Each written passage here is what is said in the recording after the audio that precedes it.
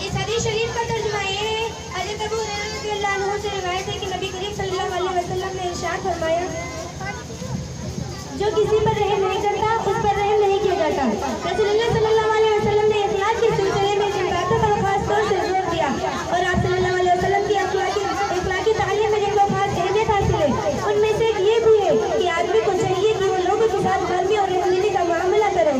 आप सल्लल्लाहु अलैहि वसल्लम ने उसकी अज़मत यूं भी बयान फरमाई है कि नरमी अल्लाह ताला की ज़ाती सिफ़त है। फिर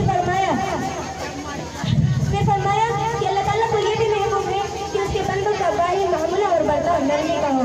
ये भी फरमाया वो नरमी पर जिस कदर देता है सख्ती पर नहीं देता। ये रोजमर्रा का तजुर्बा है कि आपस की मुनाफिकत और रहमदिली से जितने काम बन जाते हैं ये और किसी चीज से नहीं बनते। फिर उसमें अल्लाह का खास फज़ल और निगाह रहमत शामिल होती है। यही सुन्नत का तरीका है। उसके बरखलाफ जो लोग दुरुस्ती से काम लेते हैं और संगदिली बरतते हैं वो आमतौर पर इनायत रब्बानी से महरूम होते हैं। एक हदीस में आता है कि क़यामत में एक शख्स लाया जाएगा और पूछा जाएगा क्या उसके पास कोई नेकी है। मालूम होगा उसके पास सिर्फ ये एक नेकी है कि जब वो मामूलात अंजाम दिया करता था तो तंग दस्तों को माफ कर दिया करता था और लोगों को मोहलत दे दिया करता था।